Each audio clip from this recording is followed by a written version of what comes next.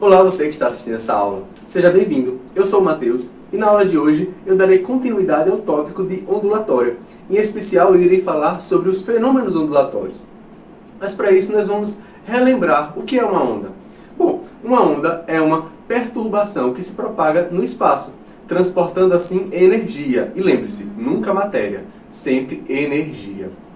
Então, se eu tenho uma corda fixa e eu perturbo essa corda, ou seja, bato na corda do violão, essa perturbação irá se propagar sobre toda a corda. Então, essa perturbação que eu causei irá se propagar. Vamos ver aqui no desenho. Nós temos, nesse caso, uma perturbação periódica, ou seja, eu vou repetir o movimento. A perturbação será repetida de forma periódica. Eu vou bater na corda repetidas vezes com o mesmo intervalo de tempo entre as perturbações. Isso vai causar uma onda da forma como nós vemos aqui, que tem um certo comprimento de onda, que, como nós já vimos, é a distância entre duas cristas ou dois vales. Nós temos uma crista e o vale. A crista, o ponto de maior oscilação, o ponto de máximo, e o vale, o ponto de menor oscilação, o ponto de mínimo. Lembre-se, o nome é bem intuitivo.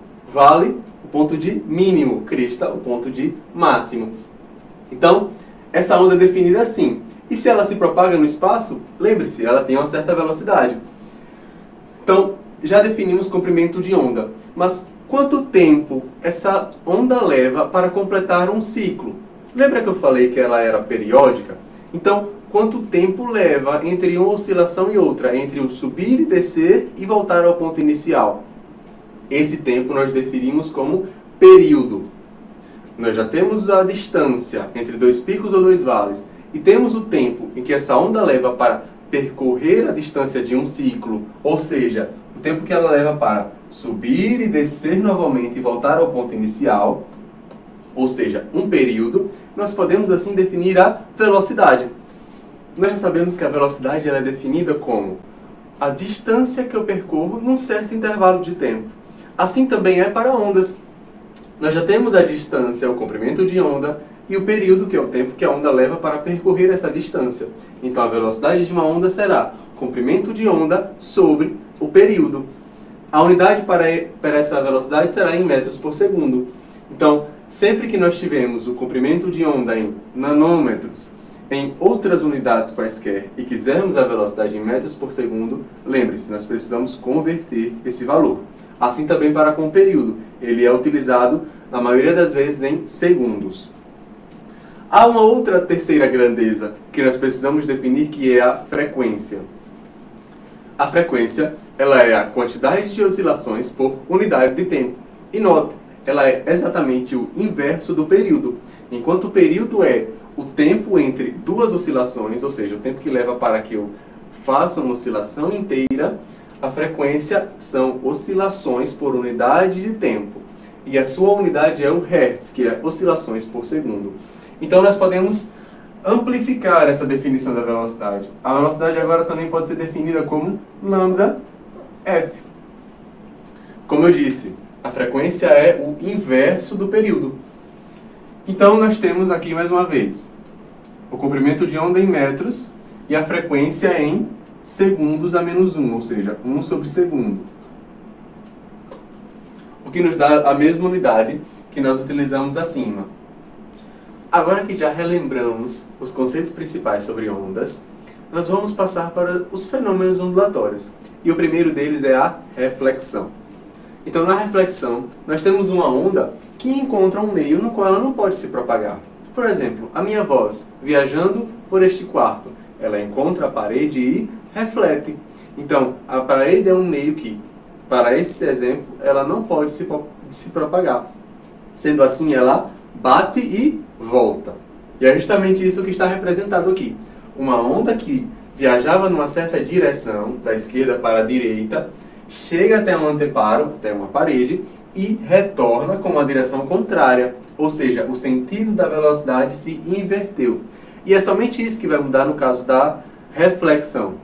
O comprimento de onda permanece o mesmo e a frequência permanece a mesma, assim como o período.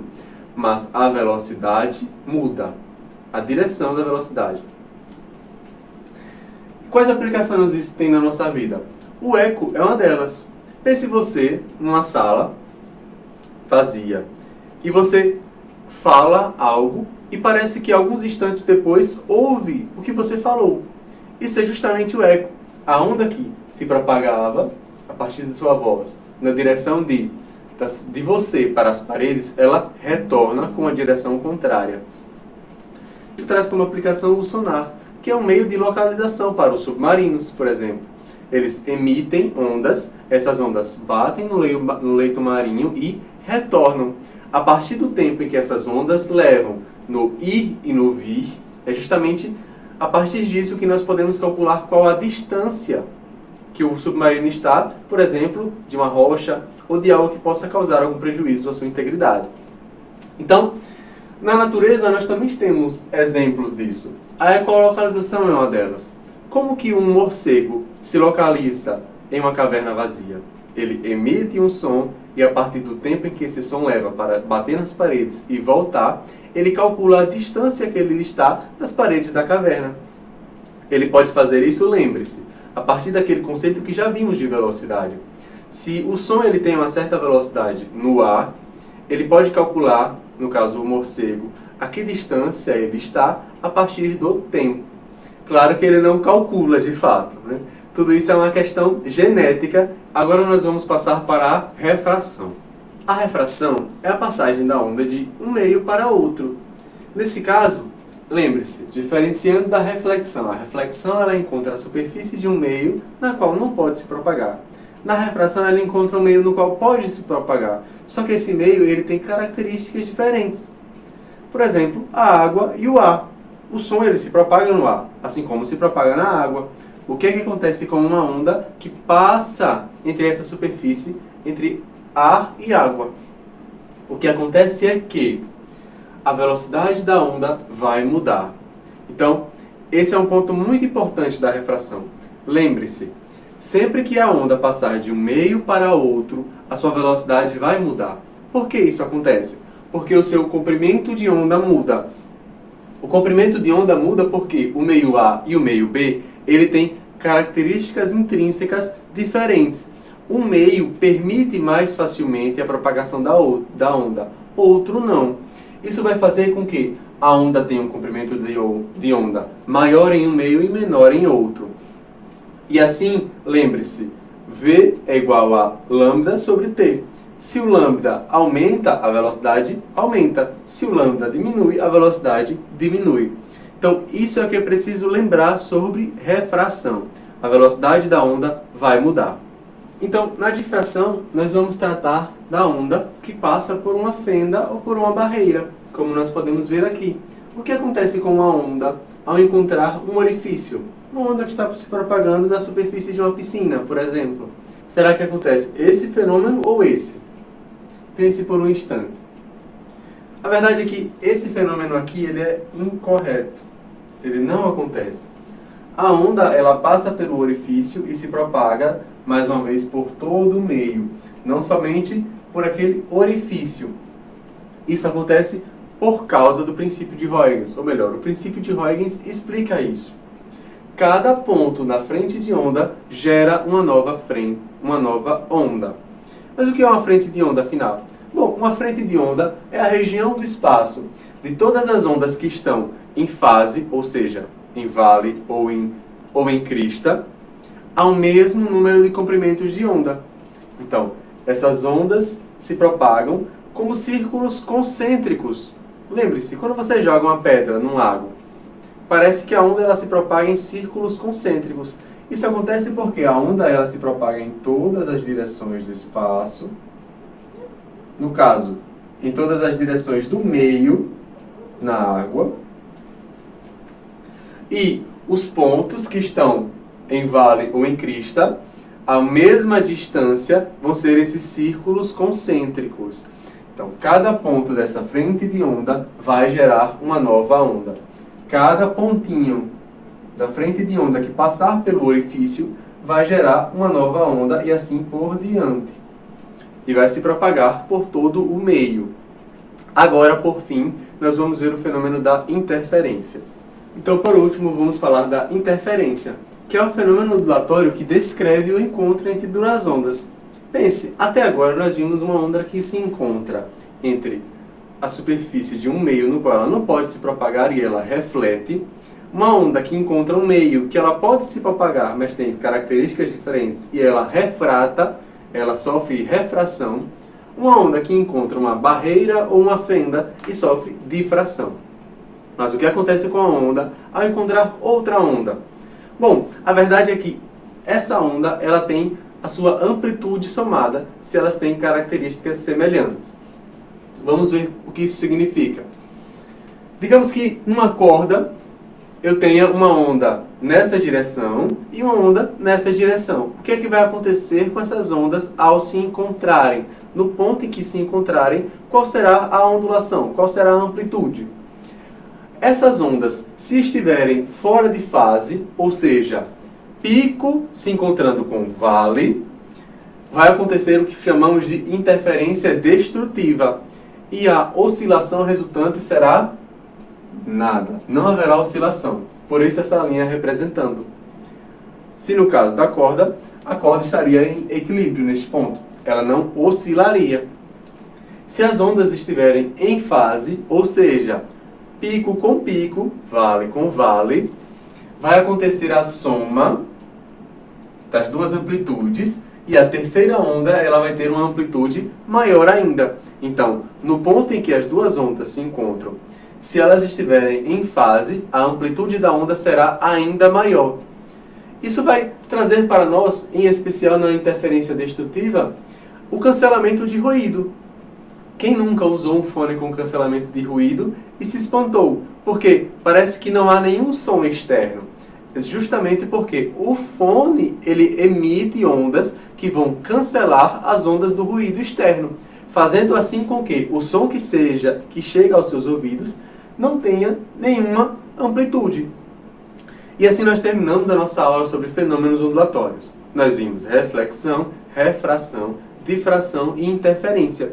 Por último, nós vamos ver um experimento chamado tubo de Kundt, que vai envolver grande parte desses fenômenos tratados hoje. Então, o experimento que nós vamos ver a seguir está representado graficamente aqui. Nós temos um alto-falante que emite ondas sonoras. Essas ondas refletem nas paredes do tubo e vão voltar. No ponto em que há o encontro entre as ondas, o que acontece? O fenômeno da interferência. Justamente essa interferência vai gerar um certo padrão nas bolinhas que existem dentro do tubo. E é esse padrão que eu quero que vocês identifiquem no vídeo a seguir. Porque esse padrão será muito importante para as próximas aulas, nas quais nós vamos ver os harmônicos. Então, cada padrão desse tem um nome de harmônico, justamente porque vai ser produto de uma certa interferência. Como exposto durante a aula, aqui nós temos um aparato experimental que representa, ou melhor, reproduz o tubo de Kundt. Nós temos um alto-falante e um tubo com as bolinhas de isopor dentro, que vão mostrar para nós o padrão de interferência que irá se formar. Além disso, nós temos um celular conectado à caixinha, que está com o aplicativo de gerador de frequência, para que selecionemos a frequência que nós queremos.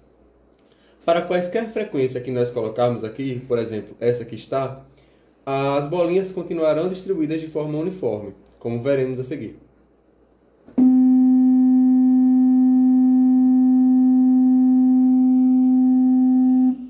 Mas, como esse tubo tem um comprimento de 0,53 metros, se nós selecionarmos a frequência de por volta de 340 Hz, nós vamos gerar o primeiro harmônico.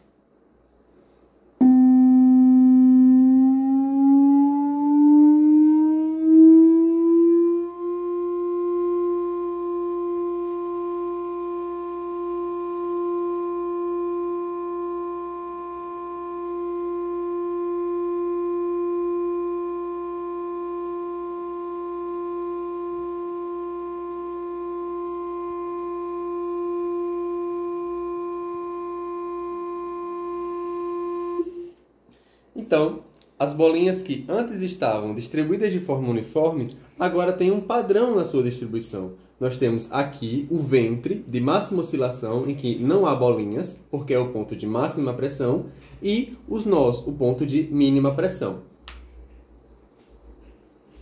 Muito obrigado. Essa foi a aula de hoje. Os fenômenos ondulatórios são muito importantes e vocês precisam saber caracterizar cada um deles. Diferenciar, em especial, refração e difração, que são muito confundidos entre si. Refração, passagem de um meio para outro. Difração, passagem da onda por uma barreira ou por uma fenda. E assim também saber caracterizar interferência e reflexão. Porque, se nós sabemos que algo sofre esses fenômenos ondulatórios, nós podemos dizer que esse algo é uma onda. E assim, lá na física moderna, nós vamos ver que entidades físicas que antes nós pensávamos ser corpos ou partículas também têm comportamento de onda, porque sofrem interferência, sofrem outros fenômenos ondulatórios que nós poderemos ver nas próximas aulas.